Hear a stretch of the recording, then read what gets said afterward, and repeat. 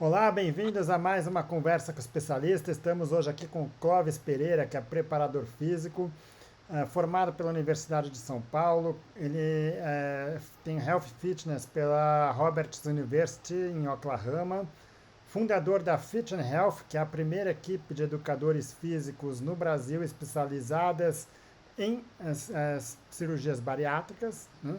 E atua também dentro do Hospital Albert Einstein, com foco nos pacientes bariátricos. Então, primeiramente, Clóvis, bem-vindo. E a ideia aqui é justamente essa, discutir a respeito de pacientes que estão se preparando para uma cirurgia bariátrica ou que já fizeram essa cirurgia, do ponto de vista de preparação física. Obrigado pelo espaço, uma honra esse convite e poder dividir um pouco com você aqui a nossa experiência em trabalhar com procedimentos, com pacientes com indicação de cirurgia metabólica. Isso para nós é uma satisfação, um prazer estar aqui com você. Ótimo. Para começar, acho que antes de discutir especificamente da cirurgia bariátrica e metabólica, atividade física, tudo isso, a gente como médico, até eu, mais especificamente como médico do esporte, a gente acaba pegando esses pacientes pós-bariátrica e de fato é um campo que as pessoas ainda não conhecem tanto da preparação física, né, dentro dessa área. Então, acho que antes de discutir, só queria que você me falasse um pouco mais de como que vocês trabalham com isso, qual que é a ideia da empresa de vocês com os pacientes bariátricos, como é que vocês abordam esses pacientes? Bom, boa noite mais uma vez, obrigado pelo espaço. A Fit and Health é a empresa que eu coordeno há 28 anos, desde 1997. A gente desenvolve protocolos físicos pré e pós cirurgia bariátrica, mais recentemente para cirurgias metabólicas.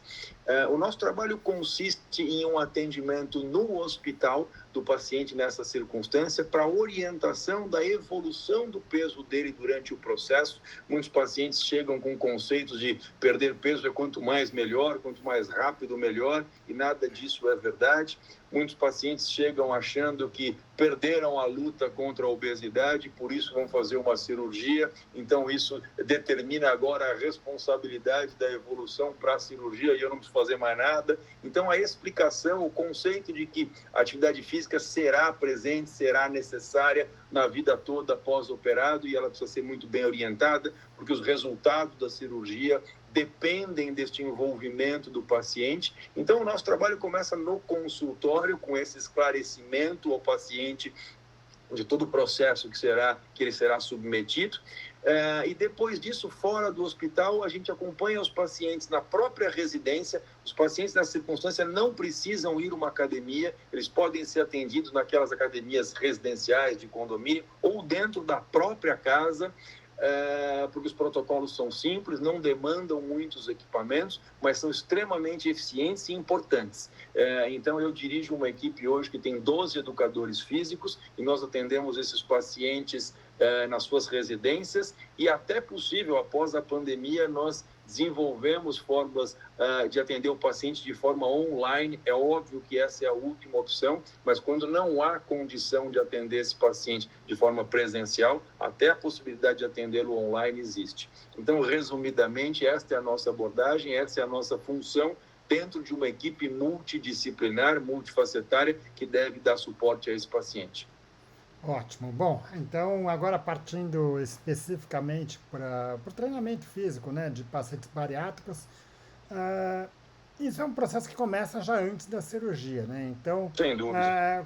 aquele paciente, uma coisa é o tratamento, a parte de preparação física para o paciente obeso. Isso a gente já fez uma discussão à parte e acho que é sempre válido. Agora, quando você já tem ali uma programação cirúrgica, você sabe, olha, daqui a 2 meses eu vou fazer uma cirurgia metabólica. O que muda nesse paciente? Qual que é a importância da preparação física nesse momento e o que muda frente a uma preparação física de outras pessoas? Interessante sua pergunta. Primeiro, como já dissemos até quando falamos sobre lidar com o paciente obeso, é o acolhimento. Muitas vezes o paciente vem para a cirurgia metabólica repleto de dúvidas, repleto de conceitos equivocados, muitas vezes entristecido porque achando que falhou no processo de emagrecimento. Isso é uma inverdade. Então, nesse atendimento pré-cirúrgico, nós precisamos conceituar o momento que ele atravessa, que não é um momento de derrota, muito pelo contrário, é um momento de usufruir de uma ferramenta que foi desenvolvida ao longo de décadas que pode ajudá-lo muito. Mais especificamente do ponto da preparação física, tem paciente que pergunta assim: Clóvis, agora eu já vou ser operado mesmo, por que eu preciso fazer ginástica? Eu tentei fazer ginástica até agora.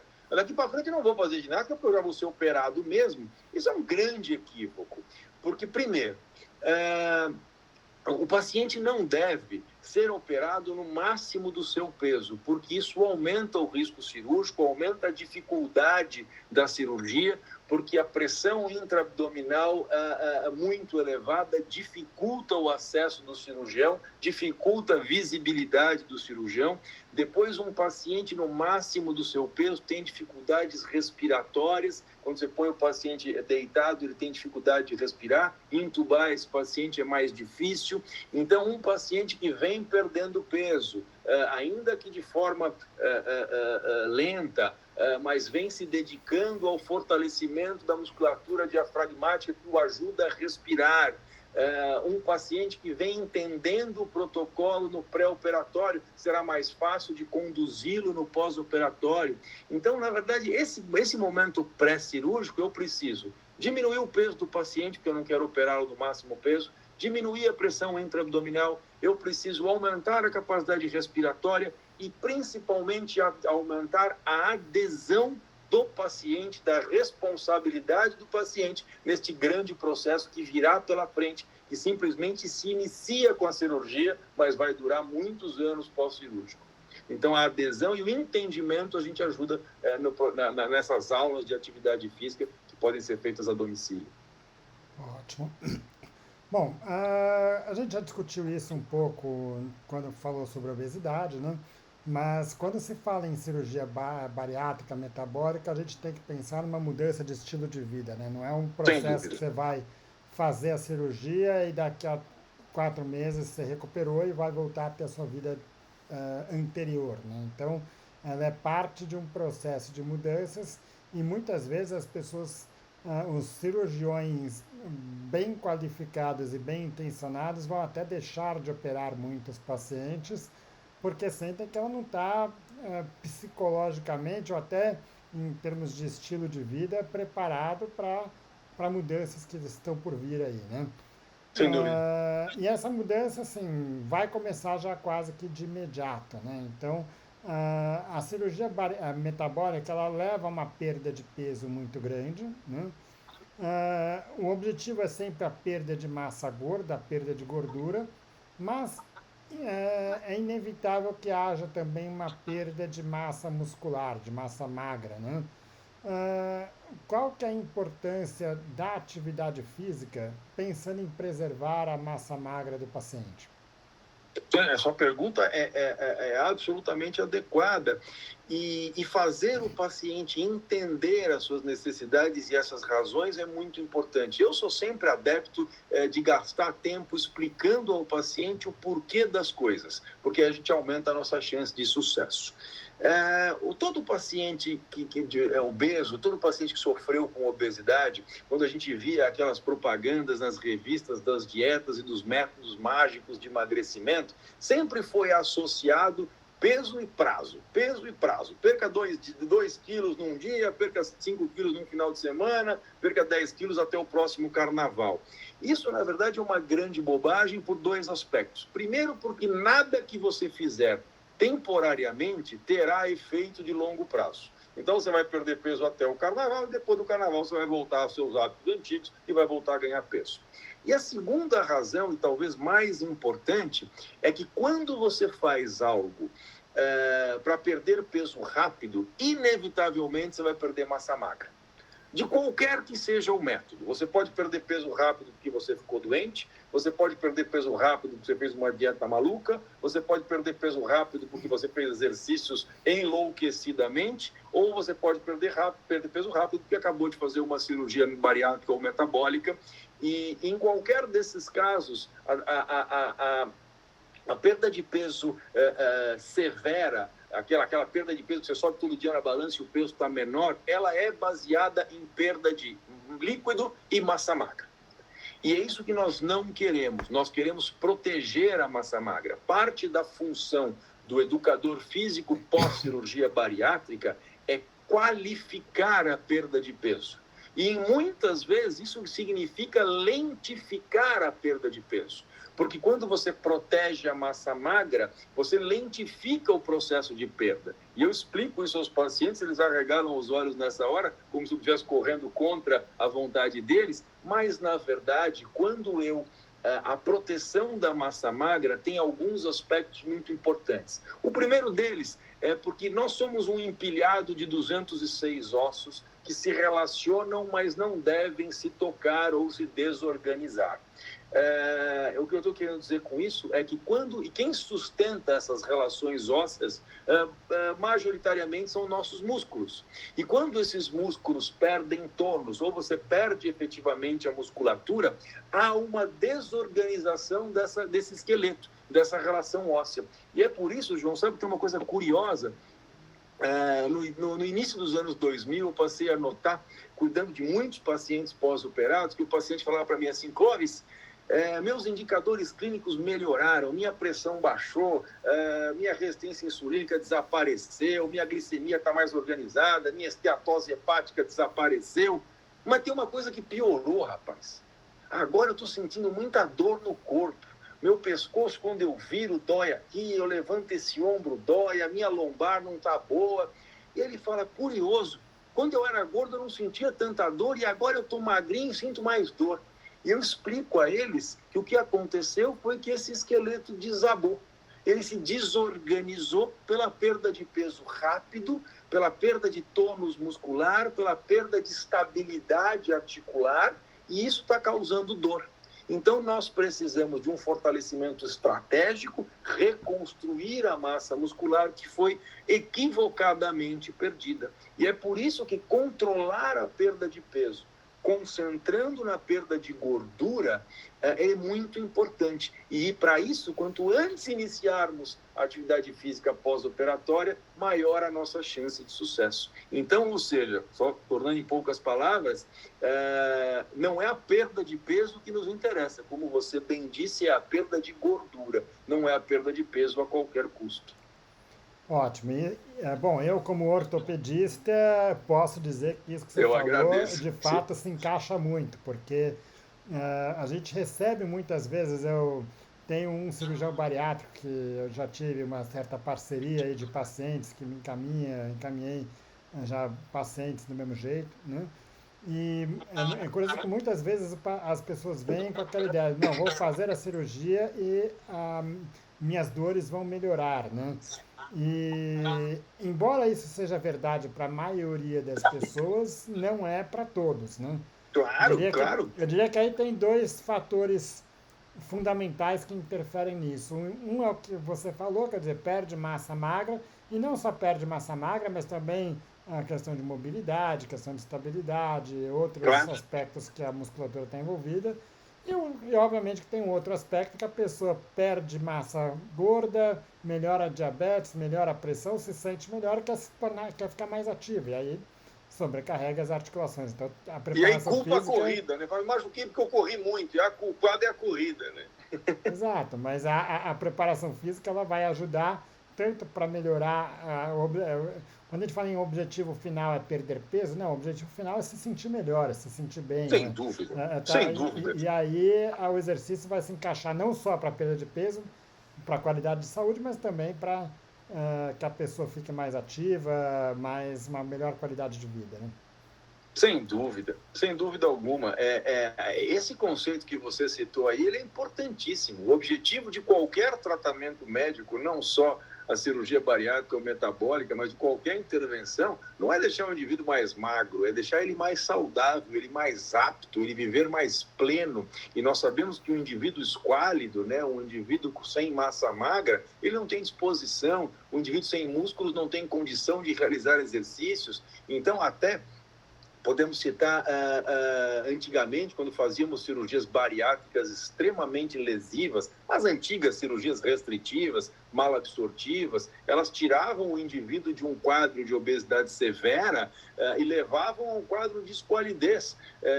A diferença é que a obesidade severa iria matá-lo em pouco tempo, então tolerava-se uma intervenção drástica que iam deixar ele uma qualidade de vida muito ruim, mas era melhor do que perder a vida. Hoje em dia nada mais é assim, hoje em dia a cirurgia está muito mais bem adequada, a gente consegue conduzir o pós-operatório de forma muito precisa e o indivíduo consegue ficar forte e apto.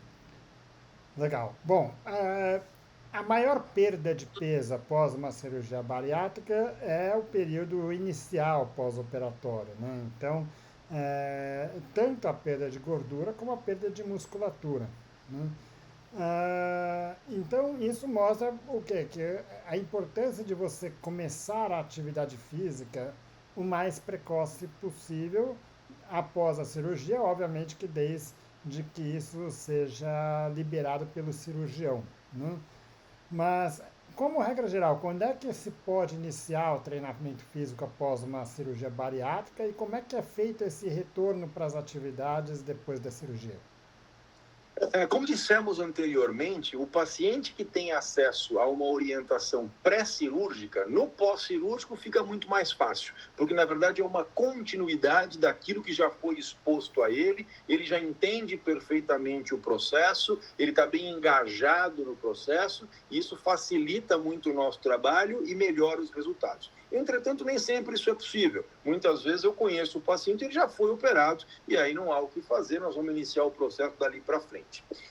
Respondendo sua pergunta sobre tempo de pós-operatório, quando eu iniciei o meu trabalho aqui no Brasil, os cirurgiões chegavam a pedir 90 dias de afastamento. As cirurgias eram abertas, não eram cirurgias laparoscópicas, tinha todo o risco de hérnia incisional, tinha risco de sangramento, então eles preferiam deixar o paciente inerte, sem movimento, por 90 dias, para poder não incidir nesses riscos. E aí o paciente perdia muito peso, perdia massa magra, muitas vezes tinha dificuldade até de caminhar após esses 90 dias. Com o desenvolvimento dos protocolos e do melhor entendimento da cirurgia bariátrica e metabólica por parte dos educadores físicos, protocolos foram desenvolvidos, um melhor entendimento da cirurgia foi sendo feita pelos educadores físicos.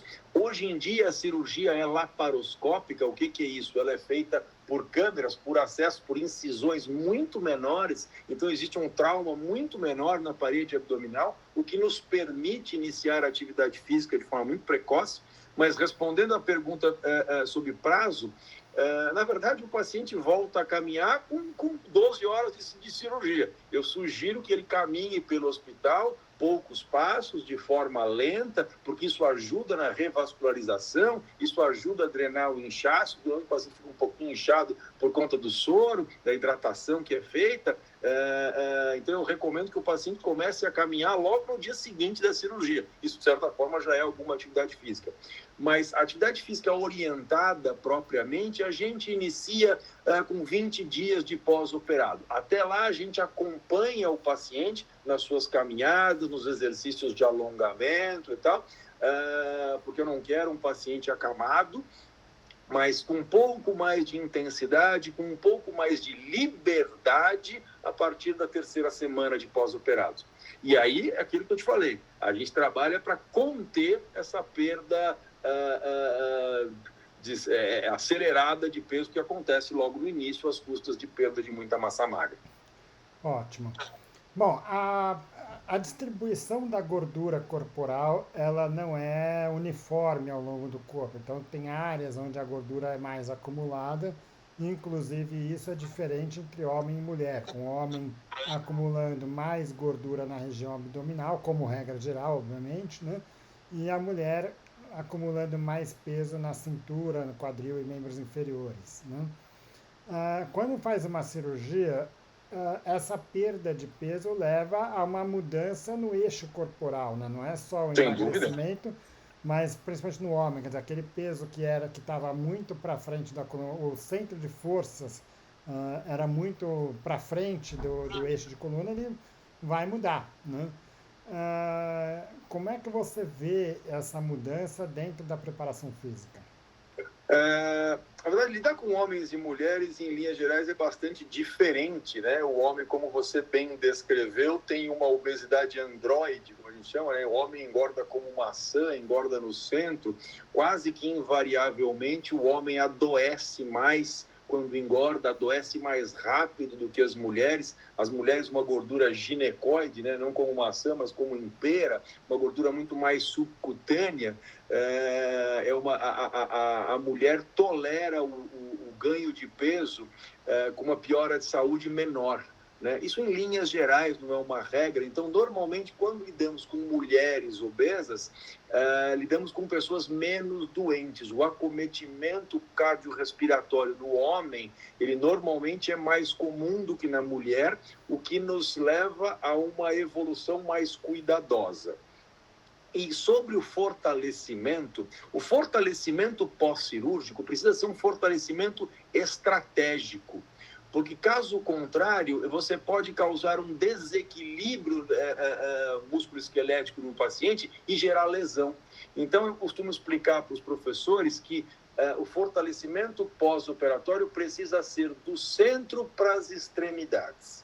Então, eu preciso trabalhar musculatura de peitoral, musculatura de paravertebrais, quadrado lombar, fortalecimento de abdômen e pelve, para depois trabalhar bíceps e deltoides e músculos periféricos. Eu preciso inicialmente trabalhar com menos movimento e mais estabilidade, para me condicionar num futuro próximo, trabalhar com mais liberdade de movimento. Então, o paciente pós-cirurgia bariátrica, até pelo que descrevemos sobre perda de tônus muscular, consequente perda de estabilidade articular, ele é um paciente propício à lesão articular. Então, ou seja, movimentos como você não vai colocar um paciente em recuperação para saltar, um paciente para correr, porque o impacto repetitivo vai lhe trazer lesão. E se você me permite até estender um pouquinho, falar sobre o exercício bem recente, o pós-operatório recente, o que nos permitiu iniciar com 3 semanas de cirurgia de pós-operatório atividade física orientada é o entendimento de determinadas restrições. E aqui vai um recado e um cuidado aos educadores físicos que querem ter a intenção de trabalhar com este público. Esse paciente ainda está em processo de cicatrização. Ele ainda está em processo de instabilidade pressórica. Ele fica tonto com alguma frequência, muitas vezes por má hidratação, porque como o estômago ainda está se recuperando, a hidratação é lenta e essa má hidratação causa hipotensão ortostática, o paciente muda de posição e fica tonto. Enfim, então ele é um paciente que tem que ser conduzido com muito cuidado. É um paciente que não pode sofrer aumento de pressão intraabdominal sob o risco de hérnias incisionais.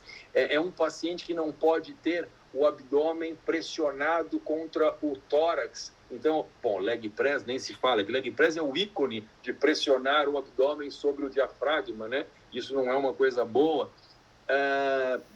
Mas principalmente agachamentos com grande ângulo de flexão, o paciente não deve fazer isso, não pelos joelhos ou pelo quadril, mas porque pressiona o abdômen sobre o diafragma. Muitos pacientes obesos fazem, junto com a cirurgia bariátrica ou metabólica, a correção da hérnia de hiato, ou refluxo. Então, ou seja, esses pacientes não devem ser expostos a aumento de pressão intraabdominal na posição horizontal, muito menos na posição de declínio.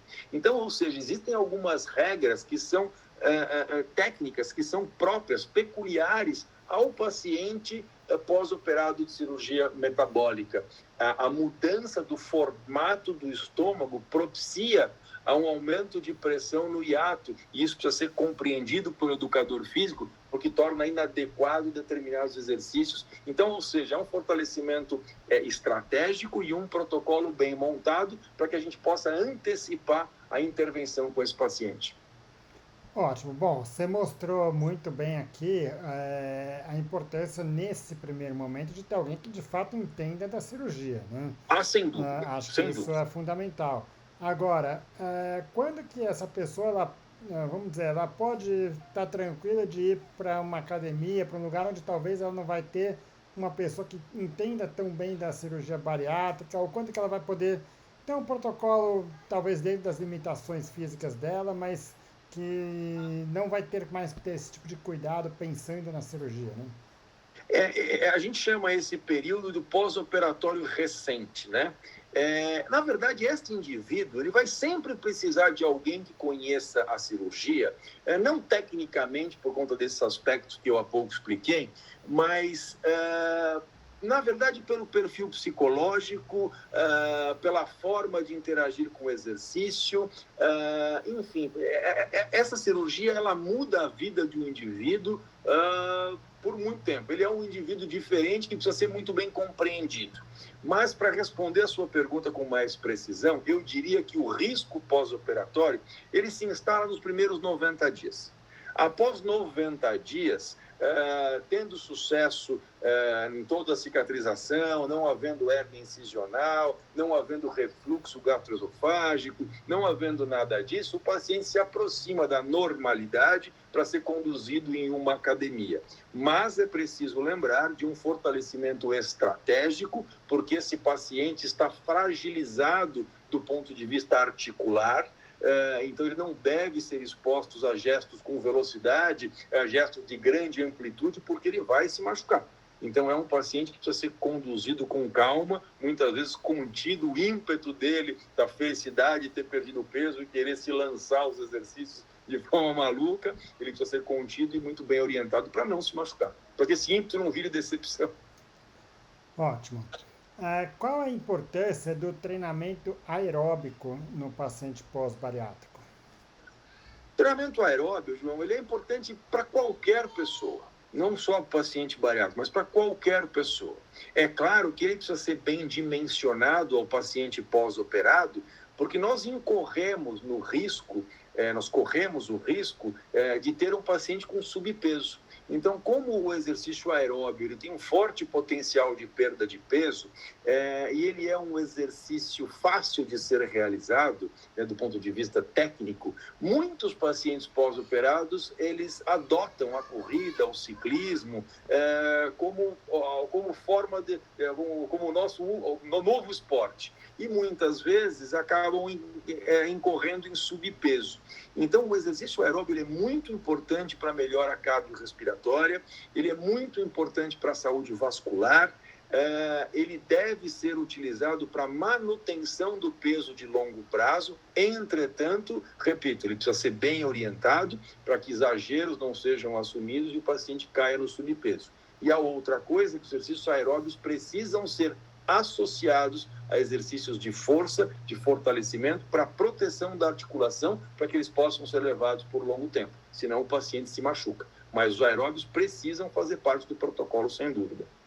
Agora, nesse período, principalmente o período mais inicial de recuperação, o paciente tem uma limitação, né? Não vai conseguir fazer atividade física por períodos prolongados, intensidade Claro que alta, não. e talvez ali ele vá ter que priorizar uma ou outra coisa. Nesse momento, você pode dizer que você precisa priorizar força em detrimento do aeróbico, ou não? Olha, tudo precisa ser feito e equilibrado desde o começo.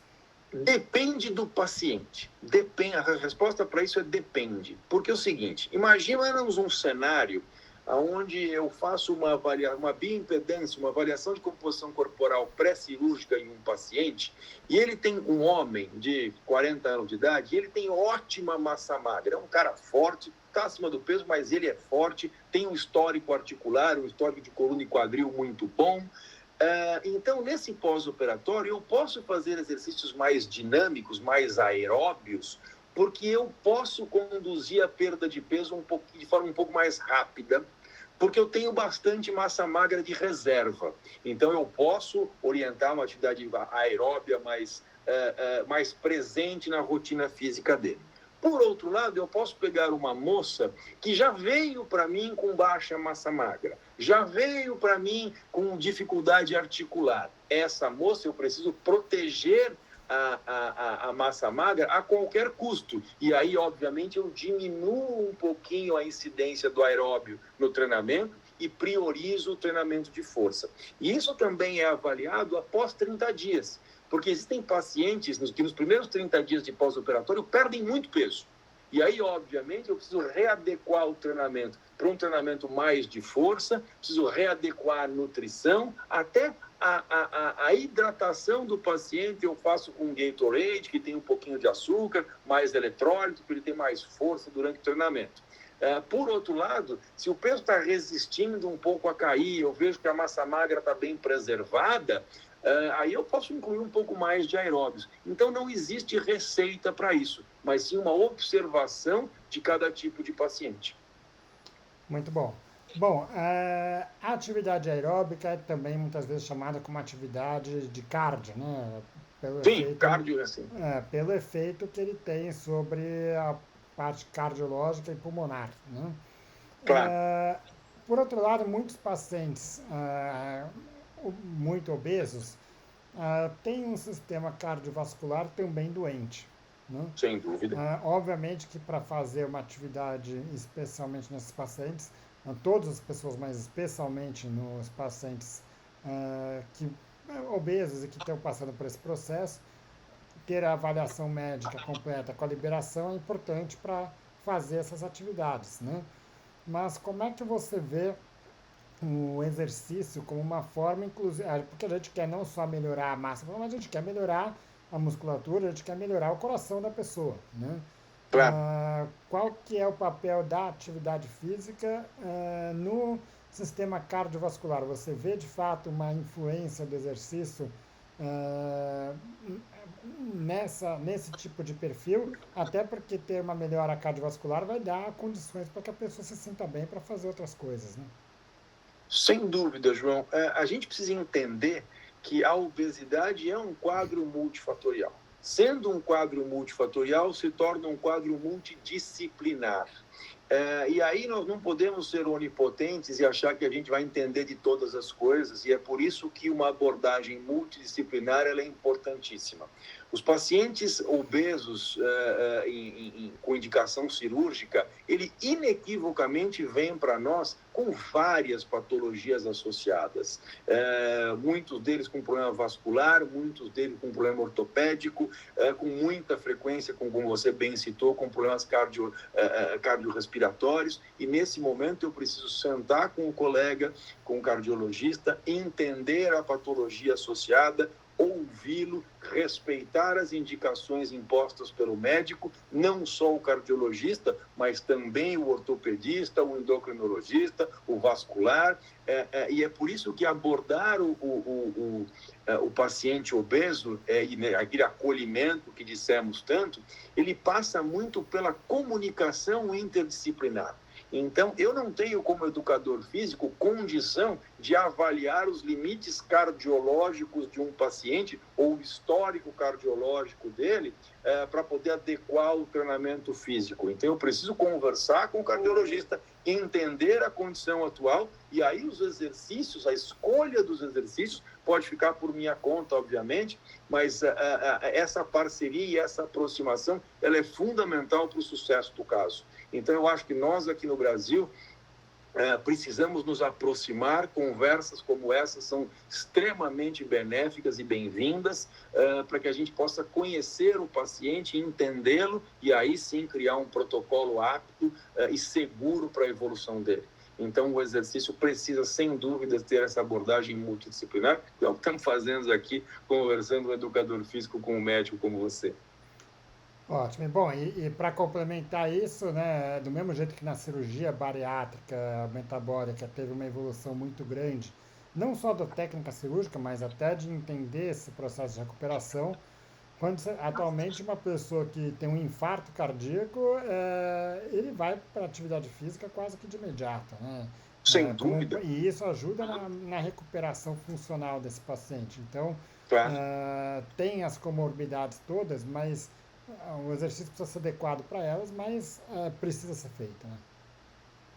E, na verdade, você sabe que uma das coisas que eu falo, que eu acho um grande equívoco de alguns profissionais da área de saúde, é recomendar ao paciente da seguinte forma: isso era antigo, mas ainda hoje eu ouço, falar assim, olha, o senhor precisa fazer ginástica. Do que você está falando? O que é ginástica? Né? Passear com o meu cachorro, o quanto é muito, o quanto é pouco, que tanto discutimos aqui. Então, quando eu vejo um profissional da área médica, ou que seja, recomendando ao paciente o senhor precisa fazer ginástica, eu vejo isso com tristeza, porque, na verdade, eu vejo isso como subestimar a capacidade da atividade física de colaborar no tratamento clínico desse paciente e um certo descaso com a especificidade, com a pontualidade dessa abordagem. Então, o paciente muitas vezes se sente abandonado quando dizem a ele simplesmente vá fazer ginástica, né? O senhor precisa exercitar. O que o médico, o que esse profissional está querendo dizer com isso, né?